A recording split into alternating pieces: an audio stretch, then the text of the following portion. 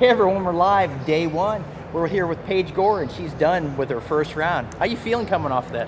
Actually pretty good. I feel like Vegas is the hardest venue that we shoot in. It's like I've shot a few other indoor tournaments, but nothing ever compares to how you feel here.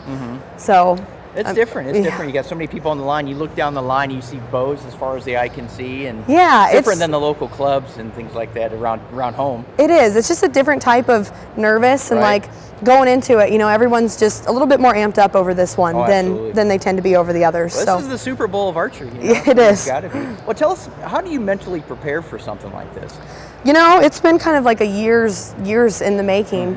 I started by reading Lanny Basham's book, With Winning in Mind. I think when I was here, I was like 10, and my family and I drove, and I wrote it home or read it out loud while we were in the car on the way home. That was a fun trip. Yeah, I feel like they were probably pretty bored of it, but anyway, so that worked, and then really it's just trying to stay focused while you're out there. Like you said, there's so many people, and it's just different environment than, again, some of the other ones. And so just trying to shoot your game and not focus on where you are, who's watching, what the person next to you is doing, and it's just staying focused on you. It's probably really easy to psych yourself out, really, if you put too much thought into it. It is. I pretty much tell everybody, people will ask, like, oh, who's your biggest competition? Or, oh, who, you know, things like that. And it's like, you're your biggest competition. Because realistically, especially at this game, you're not competing against anybody but yourself. Because we all know what we're capable of shooting and what we can do. And it's just a matter of doing it at home and then coming here and doing the same. Right. Well, when you're warming up in your kitchen at home, right? Yeah. I think a lot of people I shoot in the kitchen. Well, we've got some questions earlier after we went on our first live stream, and they were asking about our setups of our pros. Can you kind of go over your setup a little bit with us? So I'm shooting the Bowtech Fanatic 3.0, which I love. It's been awesome. Now, I actually tried something a little bit different here for Vegas than I did in the past, like at Lancaster in Iowa. I actually changed my timing a little bit. I'm running my bottom cam hitting barely early, like a 16th to a 32nd early. And I have an issue with kind of wanting to bob out the bottom. That's something I've always battled. And I noticed that running the bottom a little early, I don't do that as often. Maybe I should try that. That's my problem. Now, the key to it is the back wall. It does make it feel there's a little more give to it than if you run them even or the top early. But if you are one of those people that has a really strong shot on the back wall and you're solid into it the whole time, you won't feel the difference. So I'm shooting that way. I have for the past few years. A little more aggressive on it. So I can get away with doing that and it still feels rock solid. Oh, nice. Okay. Great. So that's been awesome. Other than that, I'm running the Control Freak stabilizers, the wind bars, just because I shoot them for outdoor and liked them. And those have been good. That helps me keep my setup really light. I'm not a big fan of mass weight, which I know a lot of people are, but I'm not.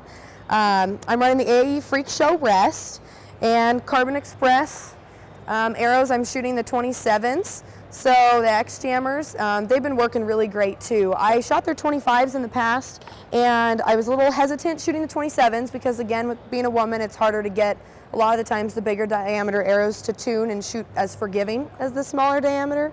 But they make one of the weakest bigger diameter shafts in the industry, and so I can actually shoot their 27s just as accurate as their smaller diameters, which is a game changer. It's amazing. So that really helped my X count.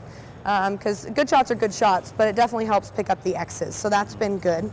I'm running the Excel sight. I am using the Specialty Archery housing. I'm shooting a 7-power lens, which is actually pretty checking for more questions. Pretty high. And then I actually did just change my clarifier yesterday. So I'm running the Specialty clarifier as well. They just started making half increments instead of whole. So before I was shooting a 2, I now switched to a 1.5. My target was great, but my pin was almost a little too blurry. So stepping down to that 1.5, the target is a little blurry, but the pin is crystal clear. Oh, nice. So that helped a bunch. And then the other thing I do that's a little different than the traditional thing that people do, if I can get it off my belt here, I'm actually shooting the Carter Light Mic. So it's a wrist strap release, which again, typically you see people out here with hinges or like thumb releases. I love this one, and it did its job today. So the reason I really like it, I still shoot at back tension. I know I get that question all the time, is are you helping it, or are you punching it, or are you pulling? And I'm really pulling, I am. If you don't believe me, you can watch me let down, like all the time. I really am. But the nice thing about it is, before when I would grip my release and I got nervous, if I grip changed at all, my shot timing was affected. And obviously at this game, it's so repetitive, shot timing is super important. And so with this one, not having that grip because it's just hooked to your wrist, I don't feel like that's affected as much, and so my shot timing tends to be a little more consistent. Right. And so in the high pressure situations, or even like low on time or executing quick shots, it's a little bit easier for me to shoot this back tension, and it also helped my alignment a little bit from here to here. So that kind of took care of a form issue that I was working on just by switching. Oh, wow. So I've been shooting this now like 3 or 4 years, but this is probably the most common question I get. Right, well, and that's a good point, because I think even in target archery, everybody's told, oh, you got to shoot back tension, you got to shoot back tension, but they don't know there's an alternative. You still can shoot back tension, but something that fits a little bit better. It's really hard to learn back tension on one of these. I was really fortunate that both my parents shot, so when I was younger, they started me. I think I started shooting back tension at like 8.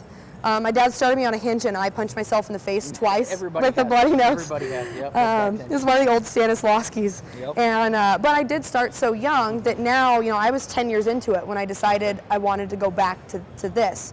And actually, I'd never really shot one of these, so it was kind of my first time. But originally, I didn't switch because of the reason I just gave you, but that's ended up after shooting it what I figured out. But no, truly, you can shoot any release back tension. I think you have to be a little more disciplined to shoot this kind. My dad, for example, shoots his forefinger great. Back no problem. He'll pick up a hinge, no problem.